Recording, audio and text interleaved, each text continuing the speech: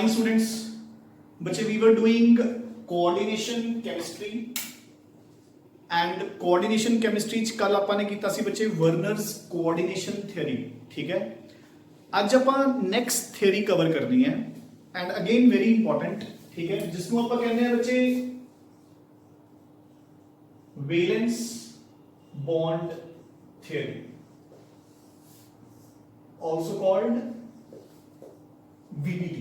ठीक है, valence bond theory जिसको आप कहते हैं VBT। ठीक है, सो हम देखो ਜਿਹੜੇ मेजर पॉइंट्स है वैलेंस बॉन्ड थ्योरी ਦੇ। ठीक है, फर्स्ट पोस्टुलेट ਇਹ ਕੀ ਕਹਿੰਦੀ है, the valence bond theory says, देखो बच्चे ਹੁਣ अगेन ਆਪਾਂ ਇਹ ਤਿੰਨੋਂ ਥਿਉਰੀਜ਼ ਦੇ ਵਿੱਚ ਪੜ੍ਹਨਾ ਇਹੀ ਹੈ स्ट्रक्चर्स किद्दां बनते हैं coordination compounds to explain their geometry, shape, hybridisation, paramagnetism and diamagnetism etcetera. ठीक है ना, तो this is one of the major theories. ठीक है ना, जी थर्ड आपां ने करनी है CFT क्रिस्टल फील्ड थ्योरी। ठीक है, सो देखो जी वैलेंस बॉन्ड थ्योरी है, फर्स्ट पॉइंट की है कि जो मेटल एटम है इट प्रोवाइड्स एम्प्टी ऑर्बिटल्स। ठीक है, फॉर कॉम्प्लेक्स फॉर्मेशन, अपन सबको पता है। ठीक है ना, सो द मेटल एटम या आयन, मेटल एटम और ion provides empty orbitals for complex formation. ठीक है, वो अपन पहला भी पता है जी कि एम्प्टी डी ऑर्बिटल्स या एम्प्टी ऑर्बिटल्स होंगे ने जिहदे नाल कोऑर्डिनेट बॉन्ड्स बनते हैं। ठीक है, सेकंड जो सेंट्रल एटम दे ऑर्बिटल्स है दे अंडरगो पर्टिकुलर हाइब्रिडाइजेशन। ठीक है, उन्हां दी एक पर्टिकुलर हाइब्रिडाइजेशन हुंदी है कॉम्प्लेक्स बनन तो पहला। ठीक है ना, सो हम लिखांगे the orbitals of central atom undergo hybridization for the formation of the complex। वो hybridization की होती है। सो देखो अगर बच्चे कोऑर्डिनेशन नंबर 4 है, मतलब अगर 4 लिगेंड्स अटैच्ड है, अगर कोऑर्डिनेशन नंबर इज 4 तो हाइब्रिडाइजेशन दो टाइप्स की हो सकती है, एक DsP2 और एक जो अपन कॉमनली पता है sp3। जो sp3 हाइब्रिडाइजेशन होगी उदो ज्योमेट्री होगी रजे टेट्राहेड्रल, एंड जो DsP2 होगी हाइब्रिडाइजेशन उदो the geometry will be square planar. ठीक है ना, अगर कोऑर्डिनेशन नंबर 4 है, मतलब अगर 4 लिगेंड्स अटैच्ड है सेंट्रल मेटल एटम या आयन के नाल, तो ज्योमेट्री हो सकती है स्क्वायर प्लेनर या टेट्राहेड्रल। स्क्वायर प्लेनर ज्योमेट्री वाले हाइब्रिडाइजेशन DsP2 होगी, टेट्राहेड्रल वाले sp3 होगी। फाइन। नाउ अगर कोऑर्डिनेशन नंबर 5 है तो हाइब्रिडाइजेशन होगी sp3d या DsP3। ठीक है, ये हाइब्रिडाइजेशंस कदों किवें होणगियां वो मैं तुहानूं दसूंगा, वो आपां ने इस थ्योरी च यही करना है। सो sp3d या DsP3 and shape will be trigonal bipyramidal, and the shape will be trigonal bipyramidal. ठीक है, अगर कोऑर्डिनेशन नंबर बच्चे 6 है तो हाइब्रिडाइजेशन कैन बी sp3d2 या d2sp3, sp3d2 या फिर d2sp3, and the geometry will be octahedral या जिन्हों आप एक और नेम की दिन्ने होने हैं square bipyramidal. Geometry will be octahedral या उसको आप की नेम दिन्ने हैं स्क्वायर बाइपिरामिडल। ठीक है, सो ये सेकंड पोस्टुलेट है अपना कि कॉम्प्लेक्स फॉर्मेशन ਲਈ ਜਿਹੜਾ सेंट्रल मेटल एटम है उसके ऑर्बिटल्स आपस हाइब्रिडाइज कर जाते हैं। ठीक है ना, सो आई रिपीट, अगर 4 लिगेंड्स है तो hybridisation can B DsP2 and sp3। अगर DsP2 हाइब्रिडाइजेशन है shape will B square planar, अगर sp3 है तो टेट्राहेड्रल। अगर कोऑर्डिनेशन नंबर 5 है तो shape will always be trigonal bipyramidal and the hybridization can be sp3d and dsp3। अगर coordination number 6 है तो shape will be octahedral and the hybridization can be sp3d2 and d2sp3। ठीक है।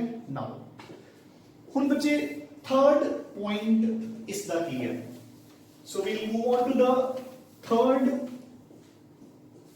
Point. So देखो जो central metal atom है उसके ਜਿਹੜੇ डी ऑर्बिटल्स ने ਉਹ आउटर भी हो सकते हैं ते इनर भी हो सकते हैं। वो किवें मैं दसदा। सो देखो the d orbitals taking part in hybridization, the d orbitals taking part in hybridization can be inner as well as outer। ਜਿਹੜੇ डी ऑर्बिटल्स पार्टिसिपेट कर रहे हैं वो इनर डी ऑर्बिटल्स भी हो सकते हैं ते आउटर डी ऑर्बिटल्स भी हो सकते हैं। फॉर एग्जांपल देखो हुन अगर sp3d है तो ये आउटर ऑर्बिटल है बाहरले पासे, अगर dsp3 है तो ये इनर ऑर्बिटल है। वो भी किवें मैं दसूंगा। अगर sp3d2 है तो आउटर ऑर्बिटल है, अगर d2sp3 है तो जेड़ा d यूज हो रहा है इनर है। की मतलब है इसका? देखो बच्चे ध्यान नाल सुनो, मैं सिर्फ एक एग्जांपल देके समझाना है। सो देखो जरा, लेट इट बी मैं आयरन की एग्जांपल लेके चल रहे हैं। सो आयरन का एटॉमिक नंबर 26 ਹੁੰਦਾ है, electronic configuration is argon 18 4s2 3d6। ਹੁਣ ਧਿਆਨ ਨਾਲ ਸੁਣੋ ਬੱਚੇ, ਜਦੋਂ ਮੈਂ 4th सबशेल ਤੇ ਆ ਗਿਆ ਤਾਂ ਉਹਦਾ 4p ਵੀ ਖਾਲੀ ਪਿਆ ਹੈ, 4d ਵੀ ਖਾਲੀ ਪਿਆ ਹੈ, 4f ਵੀ ਖਾਲੀ ਪਿਆ ਹੈ। ਹੁਣ ਧਿਆਨ ਨਾਲ ਸੁਣੋ, ਸੋ ਮੈਨੂੰ ਬੇਸਿਕਲੀ ਐਂ ਲਿਖੂੰਗਾ ਨਾ 3d6 ਤੇ 4s है ना। ਹੁਣ ਸਪੋਜ਼ ਇੱਥੇ ਆਇਰਨ ਦੀ ਆਕਸੀਡੇਸ਼ਨ ਸਟੇਟ ਹੈਗੀ ਹੈ 3 ਪੋਜ਼ਿਟਿਵ, ਸਪੋਜ਼ 3 ਪੋਜ਼ਿਟਿਵ, ਯਾਨੀ ਕਿ ਉਹ 3 ਇਲੈਕਟ੍ਰॉन्स ਲੂਜ਼ ਕਰ ਚੁੱਕਿਆ। ਸੋ ਦੋ ਇੱਥੋਂ ਗਏ s2 ਸੀਗਾ, ਇਹ ਦੋ ਗਏ, ਇੱਕ ਇੱਥੋਂ ਗਿਆ 3d5। ਸੋ ਦੇਖੋ ਇਹਦੇ ਜਿਹੜੇ ਆਪਾਂ ਨੇ ਇੱਥੇ sp ऑर्बिटल्स ਯੂਜ਼ ਕੀਤੇ ਨੇ ਉਹ ਤਾਂ ਹਮੇਸ਼ਾ ਆਹੀ ਹੋਣਗੇ ਆਲਵੇਸ। ਧਿਆਨ ਨਾਲ ਸੁਣ ਲਓ, ਜਿਹੜੇ sp ऑर्बिटल्स ने वो तो हमेशा यही होंगे। अगर मैं d इथों यूज करूंगा तो d2sp3, अगर मैं d इथों यूज करूंगा तो sp3d2। मेरी गल समझ रहे हो कि नहीं? जे d ऑर्बिटल्स आवले है तो d2sp3, अगर d ऑर्बिटल्स आवले है sp3d2। सो जे आ यूज हो रहे ने तो इनर ऑर्बिटल, जे आ यूज हो रहे ने तो outer orbital. I hope it's easy. ठीक है। Next, so next fourth point की है, अगेन सेम जो आप कर चुके हैं, the ligands must have at least one lone pair of electrons. ठीक है। ਜਿਹੜੇ ਲਿਗੈਂਡਸ ਨੇ ਉਹਨਾਂ ਕੋਲ ਘੱਟੋ ਘੱਟ ਇੱਕ ਲੋਨ ਪੇਅਰ ਆਫ ਇਲੈਕਟ੍ਰॉन्स ਹੋਣਾ ਚਾਹੀਦਾ ਬਿਲਕੁਲ, ਤਾਂ ਹੀ ਉਹ ਕੋਆਰਡੀਨੇਟ ਬੌਂਡਸ ਬਣਾ ਸਕਣਗੇ ਸੈਂਟਰਲ ਮੈਟਲ ਐਟਮ ਦੇ ਨਾਲ। ਕਲੀਅਰ? ਜੋ ਆਪਾਂ ਹੁਣ ਤੱਕ ਚੈਪਟਰ ਚ ਕਰਦੇ ਆ ਰਹੇ ਹਾਂ ਕਿ ਮੈਟਲ ਐਟਮ ਕੋਲੇ ਕੀ ਹੁੰਦੇ ਨੇ ਐਮਟੀ ਆਰਬਿਟਲਸ, ਲਿਗੈਂਡ ਕੋਲੇ ਕੀ ਹੁੰਦੇ ਨੇ ਫालतू ਦੇ ਇਲੈਕਟ੍ਰॉन्स, ਉਹਦੇ ਨਾਲ ਕੋਆਰਡੀਨੇਟ ਕਰ ਲੈਂਦੇ ਆ। ਠੀਕ ਹੈ। ਨੈਕਸਟ ਐਂਡ ਲਾਸਟ ਪੁਆਇੰਟ, ਸੋ ਜਿਹੜੇ ਇਹ ਲਿਗੈਂਡਸ ਹੁੰਦੇ ਨੇ, ਦ ਲਿਗੈਂਡਸ use their lone pairs to form a coordinate या dative bond, a coordinate या dative bond with the metal atom या ion। fine। so ਜਿਹੜੇ ligands ਕੋਲ ਉਹ लोन पेयर्स है उन्होंने कोऑर्डिनेट कर लेंदे ने, डोनेट कर देंदे ने to the central metal atom या ion for the formation of a coordinate bond. I hope all these points are well clear. ठीक है। सो फर्स्ट पॉइंट, जेडे मेटल एटम्स हुंदे ने उन्हां कोल empty d orbital empty orbitals हुंदे ने कॉम्प्लेक्स फॉर्मेशन लई। ਉਹ ਐਮਪੀ ਆਰਬਿਟल्स ਹਾਈਬ੍ਰਿਡਾਈਜ਼ ਹੋ ਜਾਂਦੇ ਨੇ, ਠੀਕ ਹੈ ਨਾ, ਅਲੱਗ-ਅਲੱਗ ਹਾਈਬ੍ਰਿਡਾਈਜੇਸ਼ਨਸ। ਅੱਛਾ ਇੱਕ ਚੀਜ਼ ਹੋਰ ਬੱਚੇ ਧਿਆਨ ਨਾਲ, ਆਪਾਂ ਨੇ ਉੱਥੇ ਕੋਈ ਨਵੀਂ ਹਾਈਬ੍ਰਿਡਾਈਜੇਸ਼ਨ ਕ੍ਰੀਏਟ ਨਹੀਂ ਕਰਨੀ। ਮੇਰੀ ਗੱਲ ਸਮਝ ਗਏ ਨਾ? ਆਪਾਂ ਨੂੰ ਕੁਐਸਚਨਸ ਆਣਗੇ, ਆਪਾਂ ਕੋਈ ਨਵੀਂ ਹਾਈਬ੍ਰਿਡਾਈਜੇਸ਼ਨ ਕ੍ਰੀਏਟ ਨਹੀਂ ਕਰਨੀ। ਸਪੋਜ਼, ਚਲੋ ਸਪੋਜ਼ ਤੇ ਬਾਅਦ ਚ ਹੀ ਆਵਾਂਗੇ। ਕਹਿਣ ਦਾ ਮਤਲਬ ਕੀ ਹੈ, ਜੇ 6 ਲਿਗੈਂਡਸ ਹੈ ਤੁਹਾਡੇ ਕੋਲੇ, ਮਤਲਬ 6 ਕੋਆਰਡੀਨੇਟ ਬੌਂਡਸ ਹੈ, ਤਾਂ ਹਾਈਬ੍ਰਿਡਾਈਜੇਸ਼ਨ ਜਾਂ sp3d2 ਹੋਊਗੀ ਜਾਂ d2sp3, ਹੋਰ ਕੋਈ ਤੀਜੀ ਹਾਈਬ੍ਰਿਡਾਈਜੇਸ਼ਨ ਆਪਦੇ ਵੱਲੋਂ ਨਹੀਂ ਬਣਾ ਕੇ ਆਣੀ। ਜੇ 4 ਲਿਗੈਂਡਸ ਹੈ ਆਪਣੇ ਕੋਲੇ, ਤਾਂ ਆਪਣੇ ਕੋਲ ਜਾਂ dsp2 ਹੋਊਗੀ ਜਾਂ sp3 ਹੋਊਗੀ। ਜੇ ਆਪਣੇ ਕੋਲ 5 ਲਿਗੈਂਡਸ ਹੈ, ਤਾਂ ਜਾਂ sp3d ਹੋਊਗੀ ਜਾਂ dsp3 ਹੋਊਗੀ, ਠੀਕ ਹੈ ਨਾ। ਹੋਰ ਕੋਈ ਨਵੀਂ ਹਾਈਬ੍ਰਿਡਾਈਜੇਸ਼ਨ ਨਾ ਬਣਾ ਕੇ ਆਈਓ। ਮੇਰੀ ਗੱਲ ਸਮਝੋ ਕੀ ਕਹਿ ਰਿਹਾ ਮੈਂ, ਕਿ ਜੇ 5 ਲਿਗੈਂਡਸ ਹੈ ਤਾਂ ਉਹ sp3d ਹੋਊਗਾ ਜਾਂ dsp3 ਹੋਊਗਾ। ਕਦੇ ਕੁਝ ਐਂਦਾ ਨਾ ਕ੍ਰੀਏਟ ਕਰਕੇ ਆ ਜਿਓ d2sp2 d3sp, ਵੀ ਸਰ ਆਰਬਿਟਲ ਤਾਂ 5 ਹੀ ਚਾਹੀਦੇ ਆ, ਨਹੀਂ। ਮੇਰੀ ਗੱਲ ਸਮਝ ਰਹੇ ਹੋ ਨਾ, ਵੀ ਜੇ 5 ਆਰਬਿਟਲ ਚਾਹੀਦੇ ਨੇ, ਉਹ ਪੰਜੇ ਜਾਂ ਇਹ ਹੋਣਗੇ ਜਾਂ ਇਹ ਹੋਣਗੇ, ਇਹ ਨਹੀਂ ਹੋ ਸਕਦੇ, ਨੈਵਰ ਐਵਰ। ਸੋ ਕੋਈ ਨਵੀਂ ਹਾਈਬ੍ਰਿਡਾਈਜੇਸ਼ਨ ਕ੍ਰੀਏਟ ਨਹੀਂ ਕਰਨੀ, ਜਿਹੜੀਆਂ ਮੈਂ ਬੋਰਡ ਤੇ ਲਿਖਵਾਤੀਆਂ ਉਹਨਾਂ ਦੇ ਵਿੱਚ ਹੀ ਬਣੂਗੀ ਹਾਈਬ੍ਰਿਡਾਈਜੇਸ਼ਨ। ਕਲੀਅਰ? ਨਾਓ ਸੋ ਜਿਹੜੇ ਲਿਗੈਂਡਸ ਹੁੰਦੇ ਨੇ ਬੱਚੇ, ਉਹਨਾਂ ਕੋਲ ਲੋਨ ਪੇਅਰਸ ਆਫ ਇਲੈਕਟ੍ਰॉन्स ਹੁੰਦੇ ਆ, ਠੀਕ ਹੈ। ਲਿਗੈਂਡਸ ਆਪਣੇ ਲੋਨ ਪੇਅਰਸ ਨੂੰ ਕੋਆਰਡੀਨੇਟ ਕਰ ਲੈਂਦੇ ਨੇ ਵਿਦ ਸੈਂਟਰਲ ਮੈਟਲ ਐਟਮ, ਤੇ ਜਿਹੜਾ ਸੈਂਟਰਲ ਮੈਟਲ ਐਟਮ ਹੈ ਉਹ ਅਗਰ ਇਨਰ ਡੀ ਆਰਬਿਟਲਸ ਯੂਜ਼ ਕਰਦਾ, ਇਨਰ ਡੀ ਆਰਬਿਟਲਸ ਵੀ ਯੂਜ਼ ਕਰ ਸਕਦਾ ਹੈ ਐਂਡ ਆਊਟਰ ਡੀ ਆਰਬਿਟਲਸ ਵੀ ਯੂਜ਼ ਕਰ ਸਕਦਾ ਹੈ, ਠੀਕ ਹੈ ਨਾ। So these are the major points of valence bond theory. ਹੁਣ ਇੱਕ ਪੁਆਇੰਟ ਮੇਰੇ ਕਹਿਣ ਤੇ ਵੈਸੇ ਕਿਤੇ ਰਫ ਕਾਲਮ ਚ ਜਾਂ ਮਾਰਜਨ ਚ ਲਿਖ ਲਓ, ਵੈਰੀ ਇੰਪੋਰਟੈਂਟ, ਬਟ ਉਹਨੂੰ ਆਪਾਂ ਨੇ ਯੂਜ਼ ਨਹੀਂ ਕਰਨਾ, ਠੀਕ ਹੈ ਨਾ। ਸੋ ਦੇਖੋ, ਸੋ ਇਟਸ ਜਸਟ ਆਪਾਂ ਨੇ ਕੁਐਸਚਨ ਨੂੰ ਸੋਲਵ ਕਰਨ ਲਈ ਇਸ ਨੂੰ ਯੂਜ਼ ਕਰਨਾ ਹੈ, ਠੀਕ ਹੈ। ਕਿਤੇ ਵੀ ਆਪਾਂ ਨੇ ਲਿਖਣਾ ਨਹੀਂ, ਮੈਂਸ਼ਨ ਨਹੀਂ ਕਰਨਾ, ਠੀਕ ਹੈ ਨਾ। ਸੋ ਕੁਝ ਹੁੰਦੇ ਨੇ ਜਿਹੜੇ ਸਟਰੋਂਗ ਲਿਗੈਂਡਸ, ਕੁਝ ਹੁੰਦੇ ਨੇ ਵੀਕ ਲਿਗੈਂਡਸ।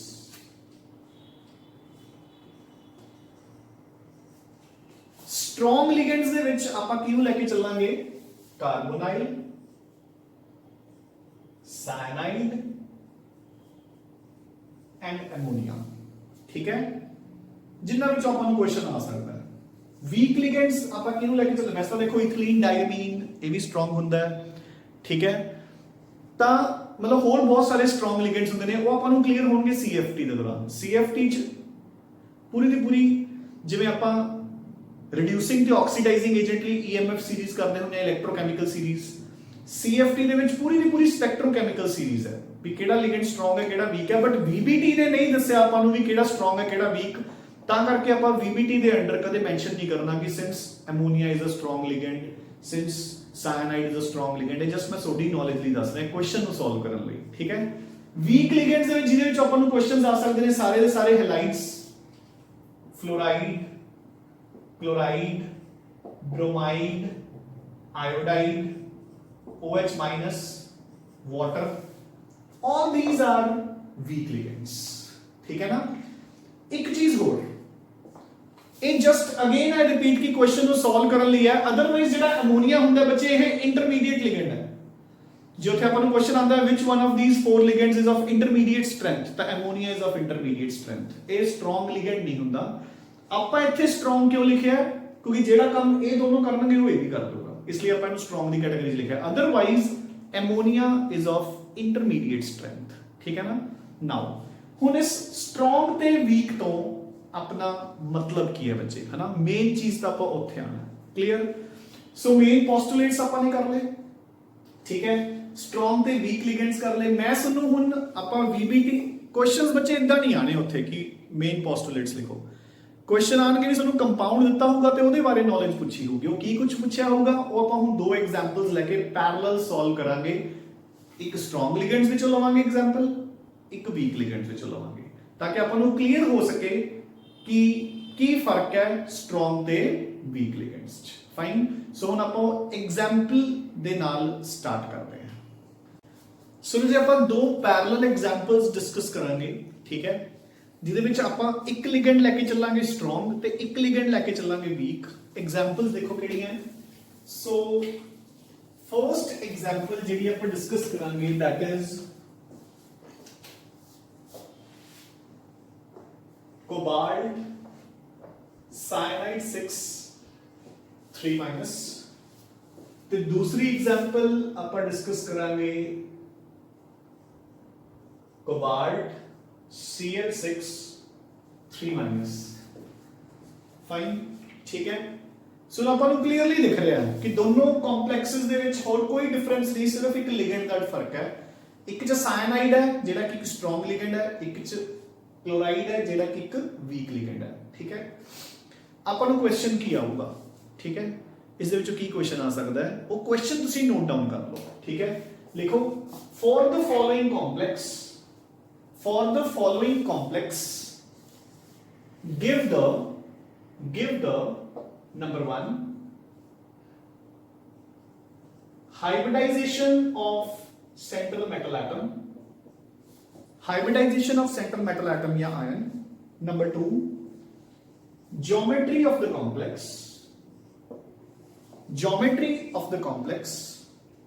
Number 3 ਆਪਾਂ ने दसना है कि एक इनर ऑर्बिटल कॉम्प्लेक्स है या आउटर ऑर्बिटल कॉम्प्लेक्स है. नंबर 3 लिखो whether it is an inner orbital complex or an outer orbital complex. Whether it is an inner orbital complex or outer orbital complex. So ये अपन को कितना पता लगेगा? अगर d orbitals अंदर वाले यूज करांगे तो inner orbital, अगर d orbitals बाहर वाले यूज करांगे तो outer orbital. Number 4 whether the given complex is paramagnetic or diamagnetic. Whether the given complex is paramagnetic or diamagnetic. एक कितना पता लगता होता है?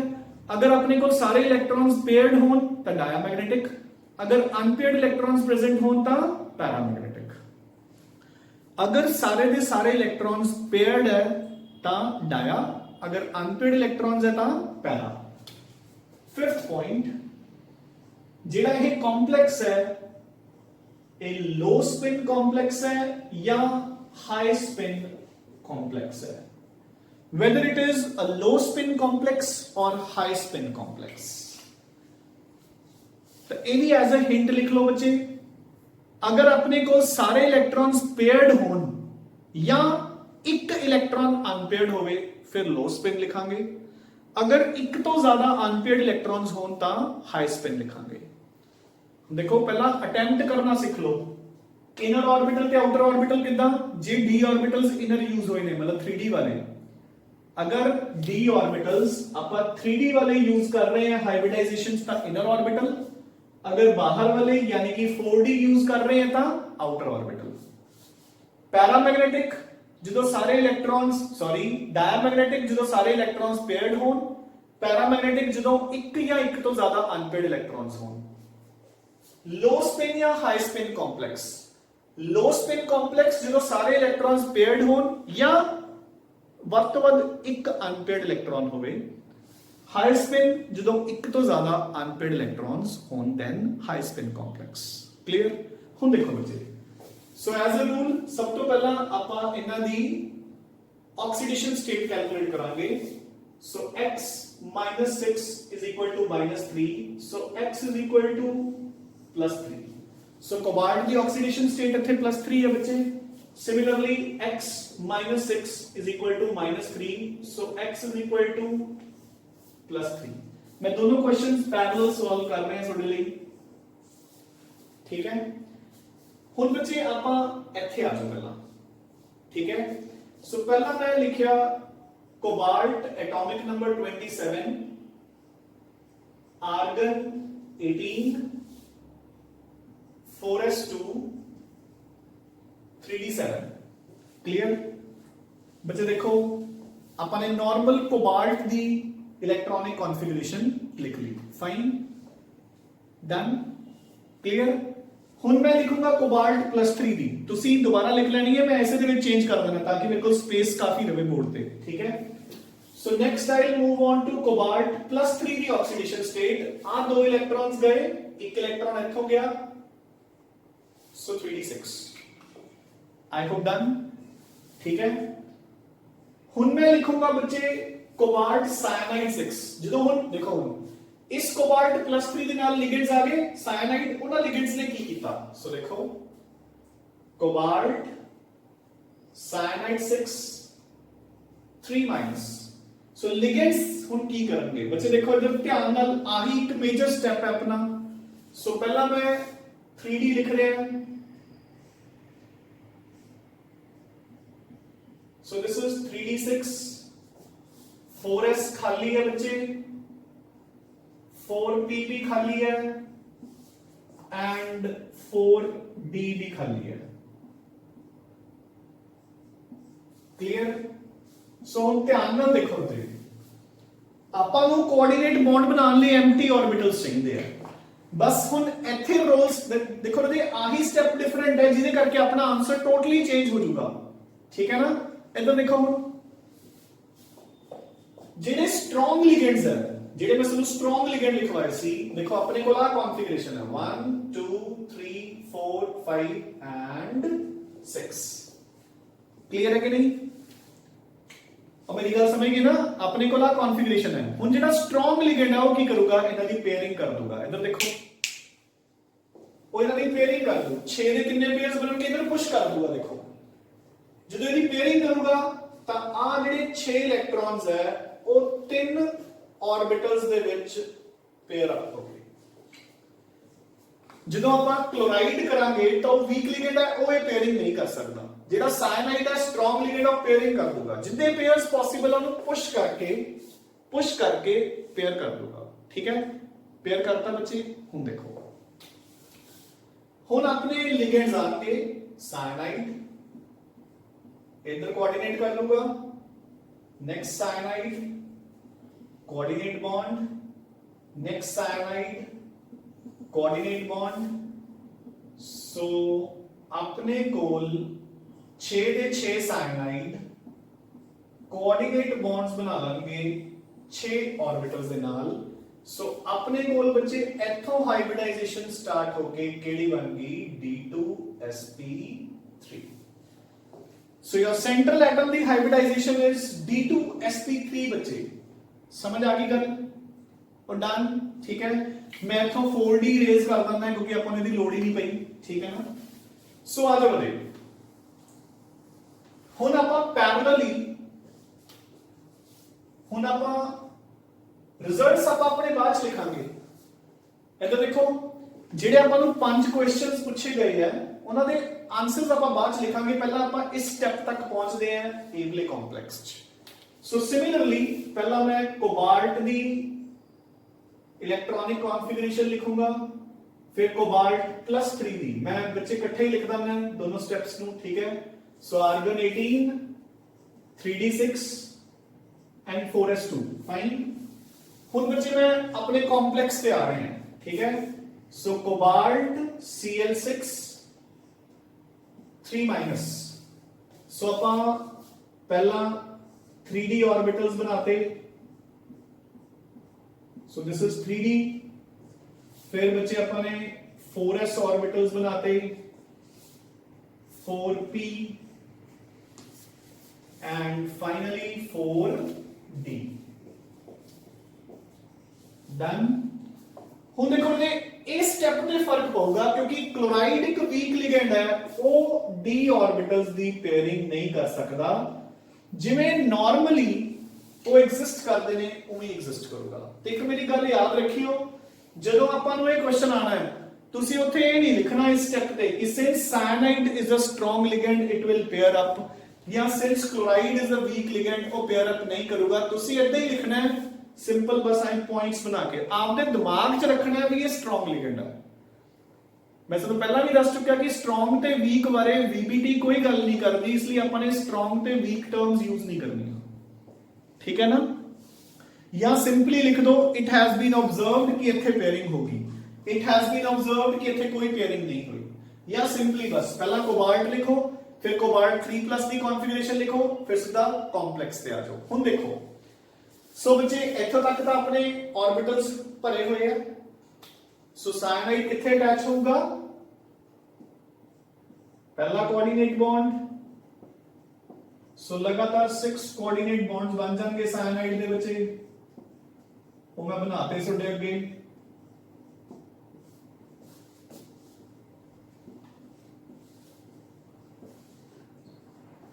फाइन, ठीक है। सो हुण देखो इत्थे हाइब्रिडाइजेशन की बन गई बच्चे, sp3d2, क्लियर कि नहीं? सो दिस इज द डिफरेंस ਜਦੋਂ ਇੱਕ ਲਿਗੈਂਡ ਸਟਰੋਂਗ ਤੇ ਵੀਕ ਹੋਊਗਾ। ਹੁਣ ਆਪਣੀਆਂ ਸਟੇਟਮੈਂਟਸ ਕਿਵੇਂ ਬਣਨਗੀਆਂ? ਸੋ ਨੰਬਰ 1, ਸੋ ਪਹਿਲਾ ਕੁਐਸਚਨ ਦਾ answer hybridization of the central metal atom ਕਿੰਨੀ ਹੋਈ ਬੱਚੇ ਇੱਥੇ D2sp3 ਔਰ ਇਧਰਲੇ ਪਾਸੇ ਕਿੰਨੀ ਹੋਈ sp3d2, फाइन। सेकंड आप लिखेंगे since the hybridisation of the central metal atom is D2sp3 the shape is octahedral, so आप लिखेंगे ऑक्टाहेड्रल, ठीक है। आपने पूरी लाइन लिखनी है बच्चे इधर भी, since the hybridisation of the central metal atom is sp3d2 the shape is the geometry of the complex is octahedral, ठीक है। थर्ड पॉइंट, हाँ जी वाले इनर ऑर्बिटल ते outer orbital complex, so clearly दिख रहा है इधर d ऑर्बिटल्स 3d दे यूज हुए ने, सो आप की लिखांगे since the 3d orbitals are used in hybridization, since 3d orbitals are used in hybridization, so this is an inner orbital complex, so this is an inner orbital complex। ਉੱਥੇ ਆਪਾਂ ਕੀ ਲਿਖਾਂਗੇ ਬੱਚੇ कि since 4d orbitals are used in hybridization, so this is an outer orbital complex, so this is an outer orbital complex। Fourth point, paramagnetic ते diamagnetic, हाँ जी बच्चे आपको clearly दिख रहा है ਇੱਥੇ ਆਪਾਂ ਨੇ ਸਾਰੇ ਇਲੈਕਟ੍ਰॉन्स ਕੀ करते पेयर अप, सो ਆਪਾਂ ਲਿਖਾਂਗੇ since all the electrons are paired या there are no unpaired electrons, so it is a diamagnetic complex। ਇੱਥੇ ਆਪਾਂ ਲਿਖਾਂਗੇ since there are 4 unpaired electrons, it is a paramagnetic complex, ठीक है। एंड फाइनली हाई स्पिन ते लो spin, सो इथे आप लिखेंगे since there are no unpaired electrons, so it is a low spin complex। तो इथे आप लिखेंगे since there are 4 unpaired electrons, it is a high spin complex, low spin and high spin. बच्चे समझ आ गया examples, very very very important, एक questions अपन पक्का आएंगे पेपर च 101%। देखो चेक करके देखियो तुसी पुराने बोर्ड दे पेपर्स, अगर एक बार CFT चो क्वेश्चन आंदा है तो नेक्स्ट ईयर VBT चो आंदा जरूर है, ठीक है ना। यही चीजां अपन एक्सप्लेन करनियां होंगी on the basis of CFT, हुन अपन कर रहे हैं on the basis of VBT, ठीक है ना। सो D2sp3 ऑक्टाहेड्रल, d ऑर्बिटल्स अंदर वाले यूज हुए ने, इनर ऑर्बिटल सारे इलेक्ट्रॉन्स पेयर हो गए, डायमैग्नेटिक एंड लो स्पिन। ਇੱਥੇ sp3d2 ऑक्टाहेड्रल, d ऑर्बिटल्स बाहरले यूज हुए ने, outer orbital complex, unpaired electrons present है तो पैरामैग्नेटिक, 4 अनपेयर्ड है तो करके हाई स्पिन कॉम्प्लेक्स बच्चे, ठीक है ना।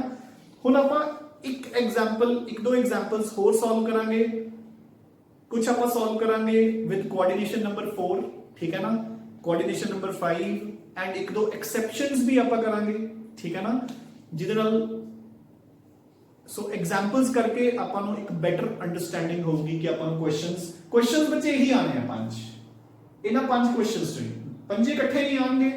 Comment whether the following complex is low spin or high spin, dia और पैरा, ठीक है। अच्छा कुछ चीज़ां फिक्स है, देखो जिवें हुण एग्जाम च क्वेश्चन आ गया, देखो मुझे ध्यान नाल हुण सुनो, कुछ ट्रिक्स सुनो। एग्जाम च क्वेश्चन आ गया, सुनो आप कुछ भी नहीं करने की लोड़, देखो इधर। सो सपोज आप सारा इरेज करता, डन,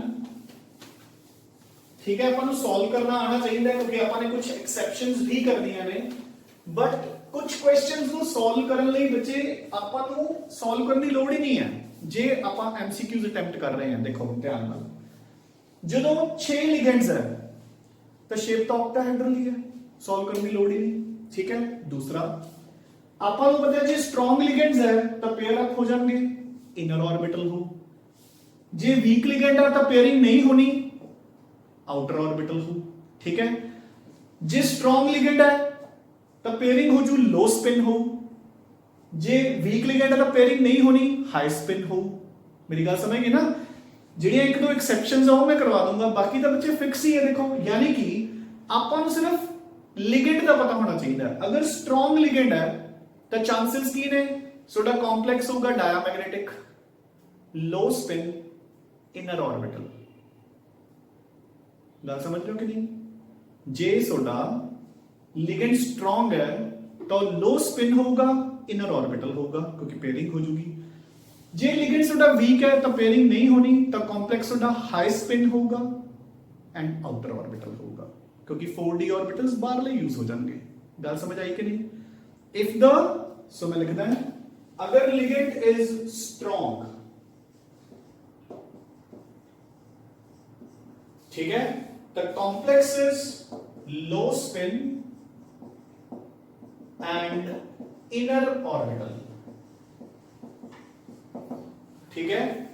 अगर ligand is weak, the complex is high spin and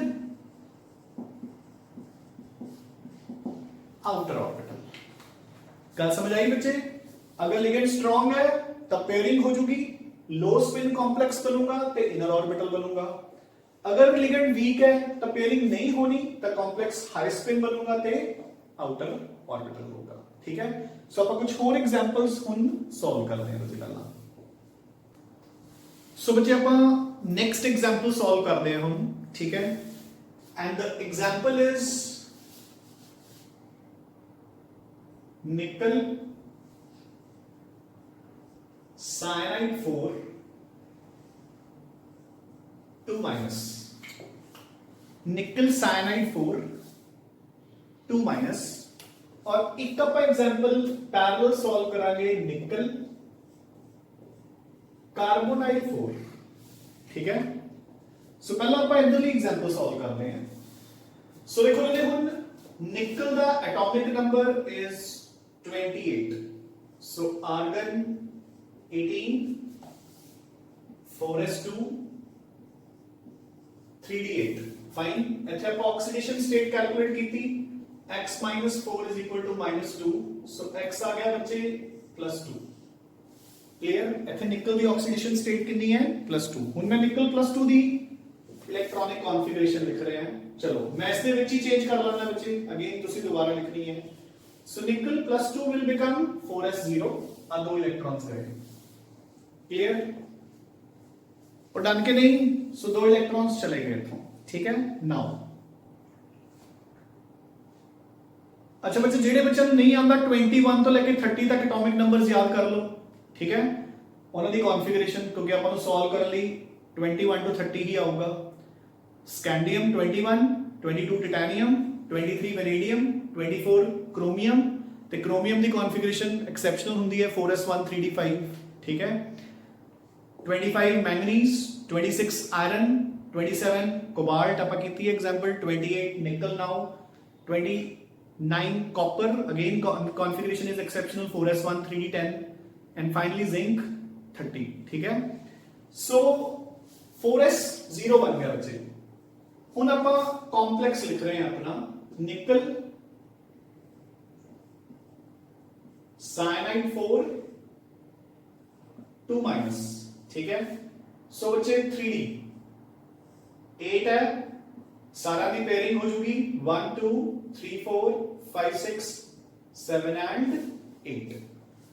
fine, so s 4 s ये 3d है, उसके बाद 4p, अपन 4d ਤੇ ਜਾਣ ਦੀ ਲੋੜ ਹੀ ਨਹੀਂ क्योंकि ਜਦੋਂ ਕੋਆਰਡੀਨੇਸ਼ਨ ਨੰਬਰ 4 ਹੋਵੇ ਤਾਂ ਜਾਂ dsp2 ਹੁੰਦਾ ਹੈ ਜਾਂ sp3 ਹੁੰਦਾ ਹੈ, 4d ਤਾਂ ਲੋੜ ਹੀ ਨਹੀਂ ਹੁੰਦੀ, ठीक है ना। सो देखो ਹੁਣ ਆਪਣੇ ਕੋਲ ਬੱਚੇ ਸਾਇਨਾइड्स ਆਣਗੇ एक साइनाइड ਇੱਥੇ ਕੋਆर्डिनेट करूंगा, एक साइनाइड ਇੱਥੇ कोआर्डिनेट करूंगा, एक साइनाइड ਇੱਥੇ और एक साइनाइड ਇੱਥੇ। फाइन, ठीक है। ते अपने को हाइब्रिडाइजेशन केड़ी बन गई बच्चे? So this is your DsP2 hybridization. Fine, so अपने को रिजल्ट्स की आए। पहला रिजल्ट नोट डाउन करो अपनी नोटबुक पे। पहला result hybridisation of the central metal atom DsP2। Second result, since the hybridisation is DsP2 the geometry of the complex is square planar. ठीक है। थर्ड रिजल्ट, सारे इलेक्ट्रॉन्स पेयर अप हो गए। ठीक है, सो इट इज डायमैग्नेटिक। चौथा, लो spin complex. ठीक है, ਤੇ ਅਗੇਨ ਆਈ ਰਿਪੀਟ, ਇੱਥੇ ਇਨਰ ਆਰਬਿਟਲ ਤੇ ਆਊਟਰ ਆਰਬਿਟਲ ਆਊਗਾ ਹੀ ਨਹੀਂ ਕਿਉਂਕਿ 4D ਕਦੇ ਯੂਜ਼ ਹੀ ਨਹੀਂ ਹੁੰਦਾ ਇਹਦੇ ਵਿੱਚ। ਠੀਕ ਹੈ ਨਾ। ਸੋ ਇਹਦੇ ਵਿੱਚ ਆਪਾਂ ਨੇ ਚਾਰ ਰਿਜ਼ਲਟ ਦੱਸਨੇ ਆ। Hybridization of the central metal atom DsP2, shape square planar, diamagnetic and low spin. Fine, ਹੁਣ ਬੱਚੇ ਆਪਾਂ ਨੈਕਸਟ ਐਗਜ਼ਾਮਪਲ ਡਿਸਕਸ ਕਰਾਂਗੇ। ਇਹ ਐਗਜ਼ਾਮਪਲ ਮੈਂ ਸਪੈਸ਼ਲੀ ਕਿਉਂ ਲਿੱਤੀ ਹੈ ਕਿਉਂਕਿ ਜ਼ਰੂਰੀ ਨਹੀਂ ਕਿ ਜਦੋਂ ਹੀ ਆਪਾਂ ਨੇ ਸਟਰੋਂਗ ਲਿਗੈਂਡ ਦੇਖਿਆ ਤਾਂ ਆਪਾਂ ਨੇ DsP2 ਲਿਖਤਾ। ਠੀਕ ਹੈ ਨਾ, डिपेंड करूंगा। ठीक है ना, अपन एक बारी मतलब एक हार्ड एंड फास्ट रूल नहीं बनाना। हाँ, वो हार्ड एंड फास्ट रूल जरूर है कि लो स्पिन होगा ते ऑक्टाहेड्रल दे केस च इनर ऑर्बिटल होगा। ठीक है, हुन देखो बच्चे। सो पहला अपन ने x + 0 = 0। सो x दी निकल दी ऑक्सीडेशन स्टेट इत्थे कितनी होगी? 0। हुन देखो रे, सो निकल नॉर्मली कितना है? Atomic number 28, argon 18, 3d8 and 4s2। So इत्थे ओदी ऑक्सीडेशन स्टेट 0 है, अपन दोबारा लिखण दी लोड़ नहीं। हुण मैं डायरेक्टली पहुंच रहे हैं बच्चे निकल कार्बोनाइल 4 पे। ਇਹਦਾ IUPAC नेम ਕੀ ਹੋਗਾ? टेट्रा कार्बोनाइल निकल 0। ठीक है, हुण देखो। सो दिस इज 3d, फिर बच्चे 4s एंड 4p डन। सो बच्चे हम जो पेयरिंग करूंगा, carbonyl is a strong ligand, तो पेयरिंग जो करूंगा सारे की पेयरिंग करूंगा, सारे को पुश करूंगा। टोटल इलेक्ट्रॉन्स कितने हो गए? 8 ते 2 10। ये 10 दे 10 इलेक्ट्रॉन्स 3D दे विच आ जाएंगे। क्लियर है? सो हुन अपने हाइब्रिडाइजेशन च ये पार्टिसिपेट करेंगे। सो अपन चारों कार्बोनाइल ग्रुप ਇੱਥੇ ਕੋਆਰਡੀਨੇਟ ਬੌਂਡ ਨਾਲ ਦਿਖਾ ਦਾਂਗੇ ਤੇ ਆਪਣੀ ਹਾਈਬ੍ਰਿਡਾਈਜੇਸ਼ਨ ਕਿੰਨੀ ਹੋਗੀ ਬੱਚੇ? sp3। ਫਾਈਨ, ਨਾਓ ਹੁਣ ਆਪਾਂ ਆਪਣੇ ਪੁਆਇੰਟਸ ਲਿਖਾਂਗੇ। ਸੋ ਪਹਿਲਾ, hybridization of the central metal atom ਕਿੰਨਾ ਹੋਇਆ? sp3। ਨੰਬਰ 2, ਸੋ ਪਹਿਲਾ ਕੀ ਹੈ? Hybridization of the central metal atom sp3। Number 2, since the hybridization is sp3 the shape is tetrahedral। Number 3, सारे पेयर्ड अप है, so it is diamagnetic. Fourth, सारे paired up है, so it is a low spin complex. ठीक है जी। सो अपन 4 examples discuss कर लिया। 3-4 examples ही I think so now as a homework में दित्तियां हुई हैं, वो तुसी एज अ होमवर्क कंप्लीट कर लियो। कल again we'll complete continue with valence bond theory दी कुछ एग्जांपल्स ते ओदे विच आपां कुछ एक्सेप्शनल केसेस भी करांगे। And finally we'll then move on to CFT। तो CFT करने तो बाद अपना second part of this chapter will also be over. उस तो बाद मैंने इस चैप्टर नु वाइंड अप करने लिए 1 वीक होर चाहिए बच्चे, and within 1 week this chapter will wind up. So today it is I think Wednesday. So today it is Wednesday. I hope मैंने याद भी नहीं दिन की है। ठीक है ना, वेडनेसडे और थर्सडे आज की है बच्चे? Wednesday I think, है ना। So today it is Wednesday and so we'll complete VBT and CFT by Saturday। मतलब इस वीक चे पूरा हो जाएगा and within the next week we'll complete all the remaining portion of this chapter। ठीक है, उस तो बाद अपन ने D and F block करना है। D and F block is a small chapter which will be done within a week। ठीक है, तो फिर उस तो बाद अपना एक चैप्टर इनऑर्गेनिक का और बचेगा। ठीक है ना। चलो before that we'll complete coordination and D and F block. So ਆਪਾਂ ਨੂੰ ਇਹ ਕਹਿ ਕੇ ਚੱਲੋ ਕਿ 2 ਹਫ਼ਤਿਆਂ ਦੇ ਵਿੱਚ ਆਪਣਾ D and F ब्लॉक ਤੇ ਕੋਆਰਡੀਨੇਸ਼ਨ ਦੋਨੋਂ ਚੈਪਟਰਸ ਪੂਰੇ ਹੋ ਜਾਣਗੇ। ਠੀਕ ਹੈ ਨਾ। ਸੋ ਬੱਚੇ ਇਹ ਐਗਜ਼ਾਮਪਲਸ ਤੁਸੀਂ ਚੰਗੀ ਤਰ੍ਹਾਂ ਪਹਿਲਾਂ ਖੁਦ ਸੋਲਵ ਕਰਨੀਆਂ ਨੇ ਬੋਰਡ ਤੋਂ ਦੇਖ ਕੇ, ਐਂਡ ਦੈਨ ਜਿਹੜੇ ਮੈਂ ਤੁਹਾਨੂੰ ਐਜ਼ ਅ ਹੋਮਵਰਕ ਦਿੱਤੇ ਆ ਉਹ ਵਾਲੇ ਕਰਨੇ ਆ। And once again I repeat ਕਿ VBT ਜਾਂ CFT ਦੇ ਕੁਐਸਚਨਸ ਤੁਹਾਨੂੰ ਪੱਕਾ 100% ਮਿਲਣਗੇ in any competitive exam as well as your +2 theory exam, ठीक है? So keep studying and keep revising. Thanks a lot बच्चे।